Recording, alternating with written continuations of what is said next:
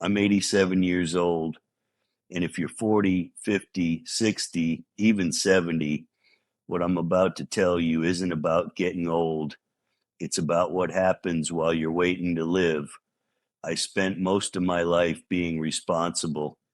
I worked hard. I paid the mortgage. I saved what I could. I did what a man was supposed to do. And for almost 50 years, I told myself the same sentence over and over about nearly everything that mattered. When I retire, when I retire, we'll travel. When I retire, we'll spend real time together. When I retire, I'll call my brother more.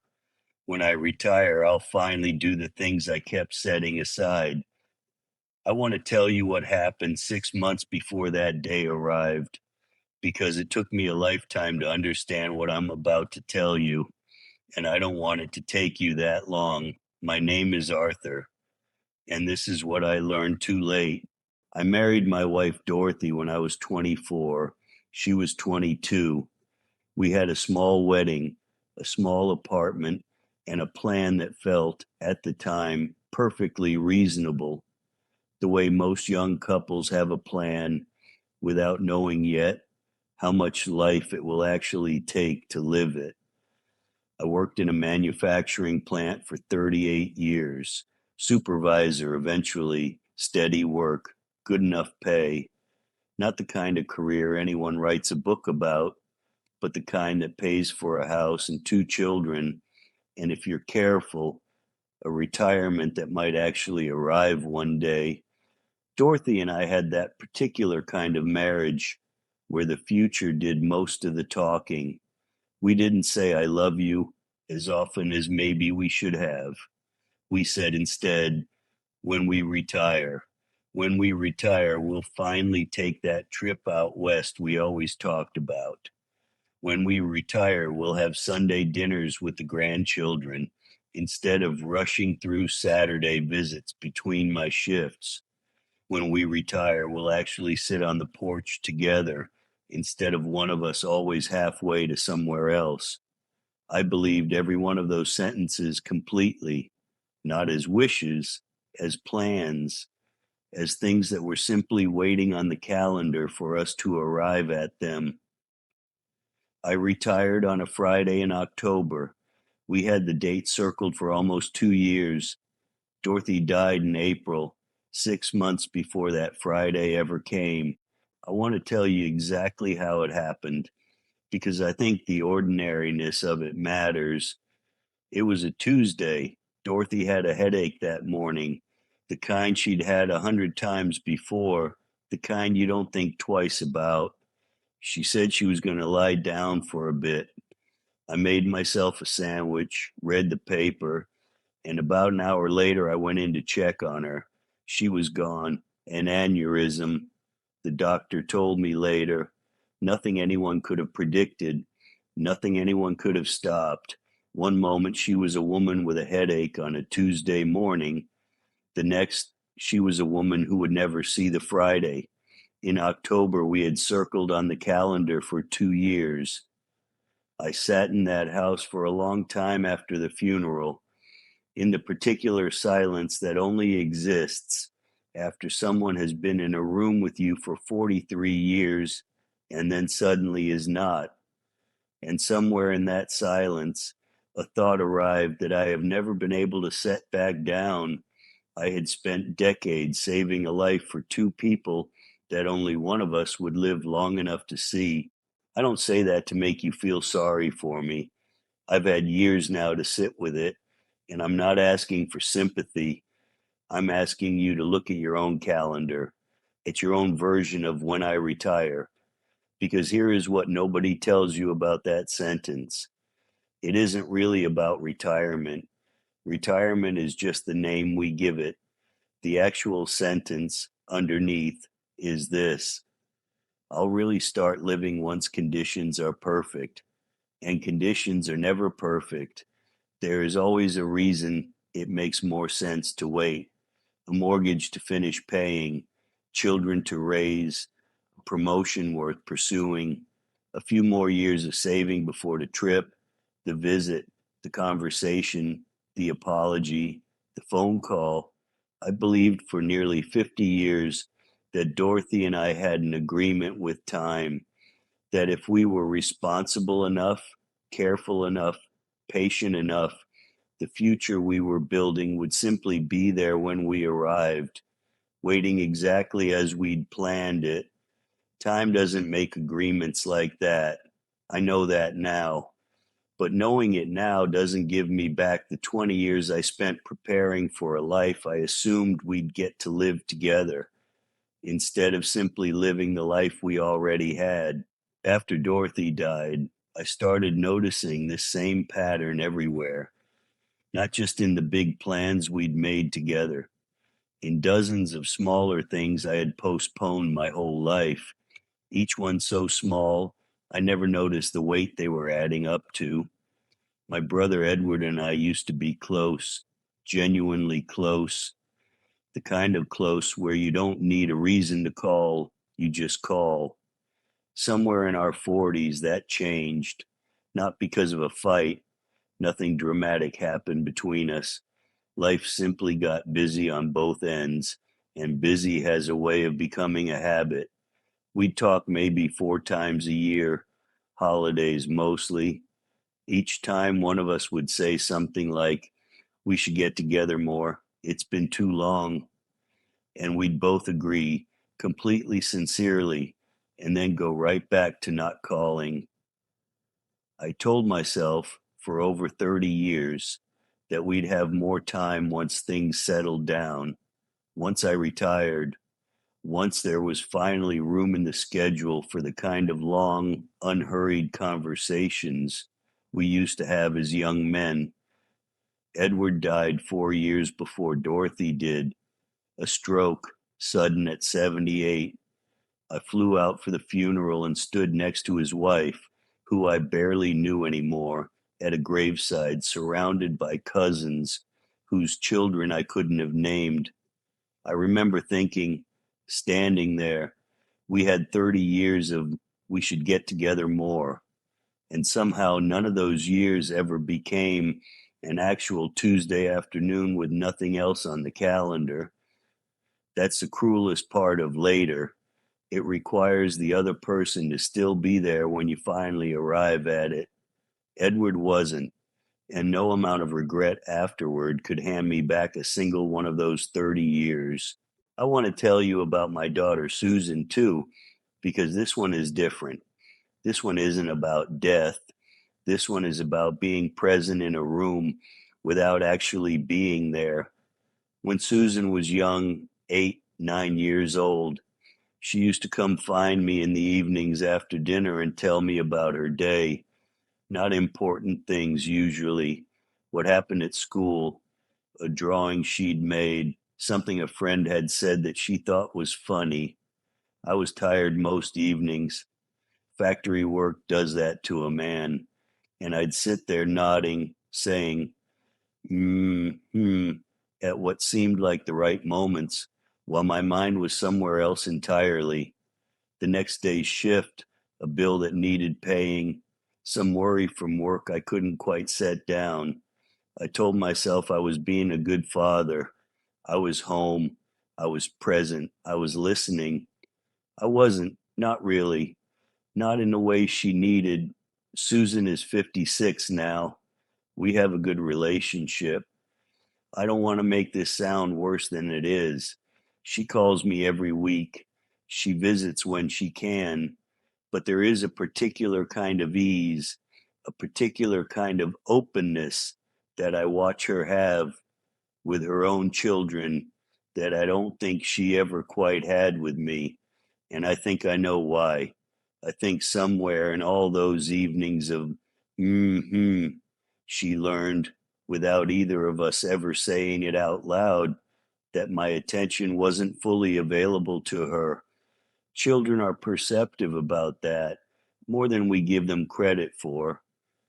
I wasn't absent as a father in any way you could point to on paper. I showed up. I provided. I was there in every sense that shows up in a photograph. But being there and being present were two different things. and I confused them for most of her childhood, believing the way I believed everything else, that there would be time later to give her my full attention when things settled down, when the pressure at work eased up, when I retired. By the time I actually had that attention to give, she was 52 years old and had built a life that no longer needed the version of listening I'd finally learned how to do. There's one more piece of this I want to tell you about because it's the one I'm most ashamed of, and I think shame is sometimes the most honest teacher we have. Dorothy and I had a good set of china, a wedding gift from her mother. We kept it in the cabinet in the dining room for our entire marriage, and I mean that literally, 43 years, and I could count on one hand the number of times we actually used it. We were saving it for special occasions, for the right moment, for company important enough to deserve it. After Dorothy died, I opened that cabinet one evening, not for any particular reason, and I stood there looking at plates that had waited an entire marriage to be used for something worthy of them. I don't know what she was waiting for exactly. I don't think she could have told you either. I think, like me, she simply believed that someday the occasion special enough would arrive, and until then, careful preservation was the responsible thing to do. We ate off the ordinary plates for 43 years and kept the good ones waiting in a cabinet for an occasion neither of us ever quite decided had finally arrived. That's a small thing. I know it's a small thing. Plates in a cabinet aren't a tragedy, but there's a bigger version of that same mistake, and this one I still find hard to talk about. For our 25th wedding anniversary, Dorothy asked me for something specific, not much, a trip, just the two of us, to a small inn a few hours from home where we'd spent our honeymoon.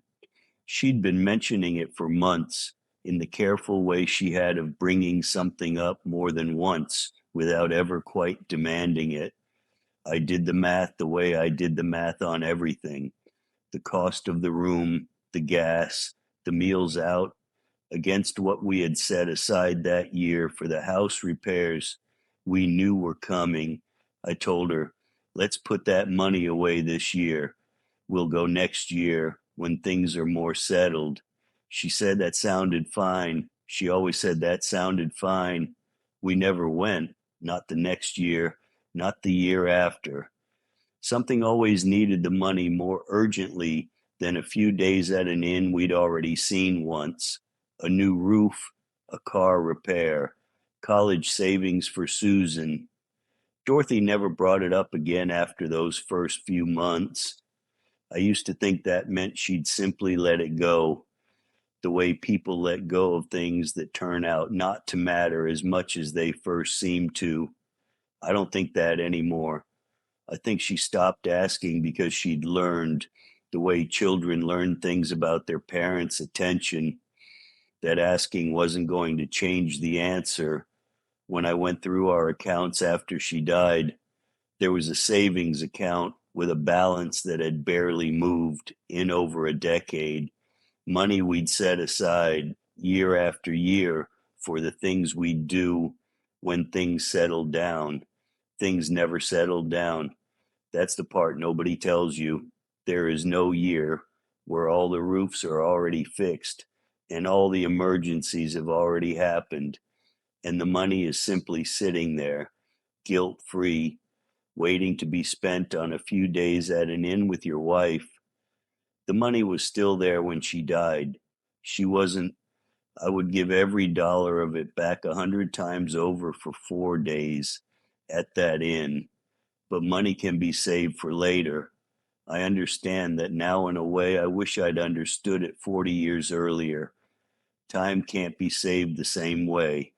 It only spends itself, whether you use it deliberately or simply let it run out the clock while you wait for a more convenient moment. I want to tell you about one more thing because it's different from the others. This one isn't about anyone I failed. This one is about myself.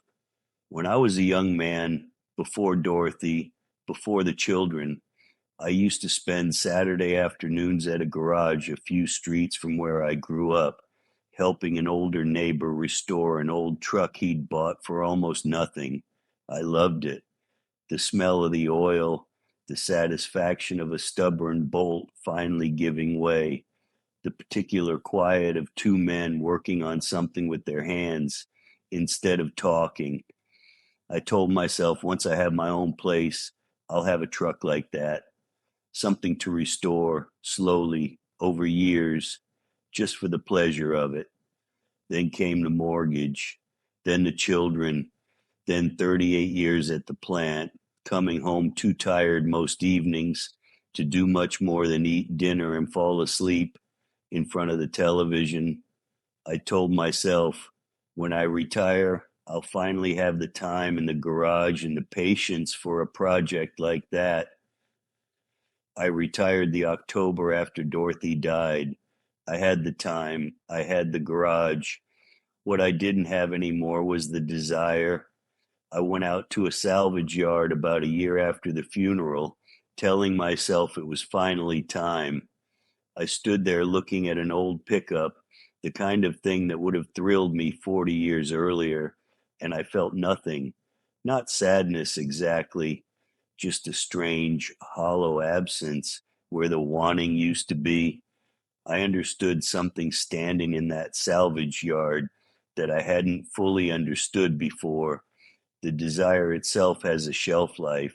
It doesn't simply wait for you, preserved and ready, no matter how long you make it wait.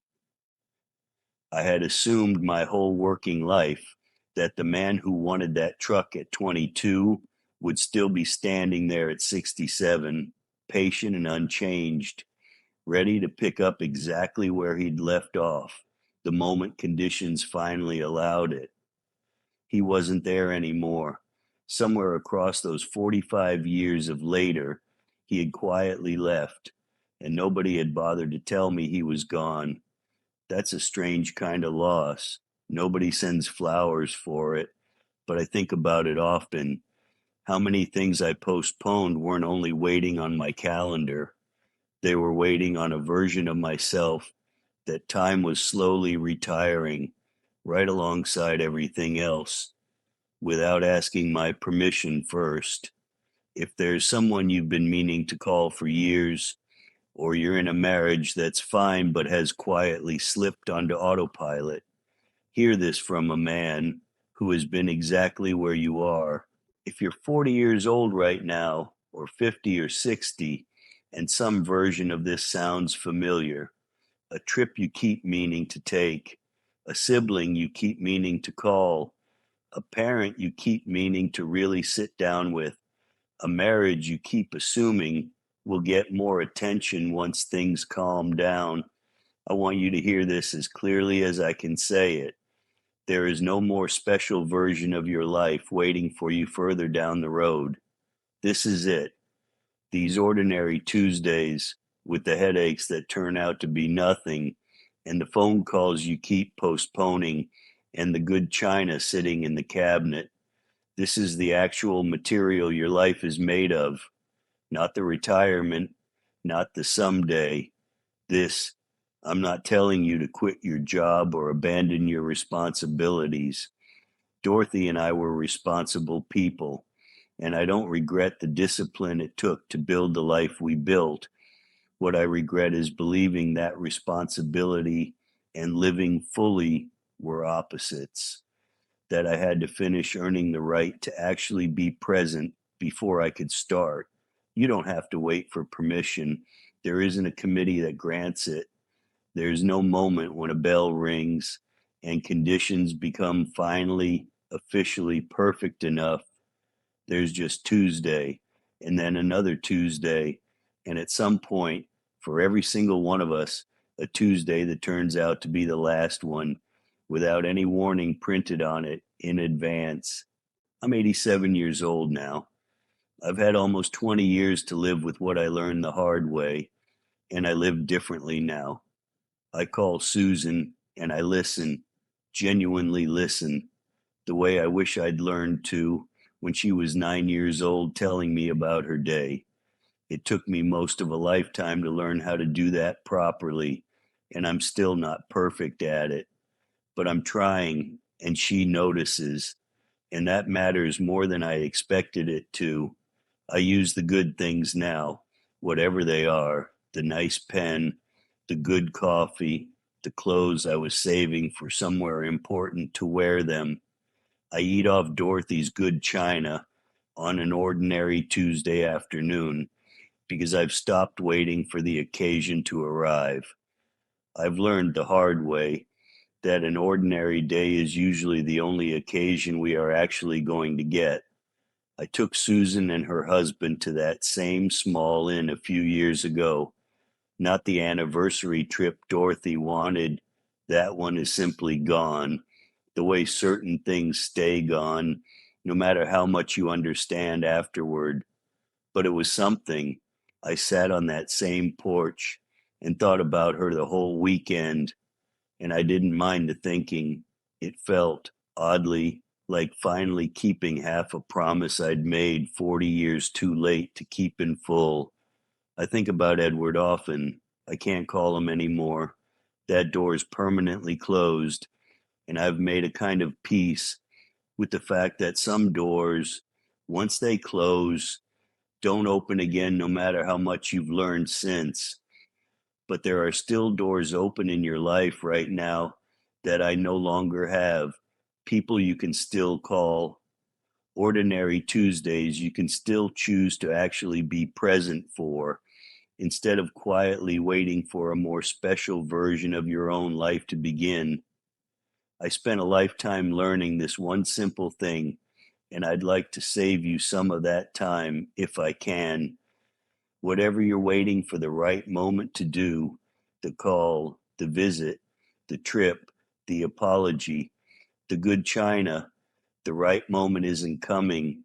This is the moment. It's always been the moment. I only understood that after most of mine had already passed. Don't waste yours the way I nearly wasted all of mine.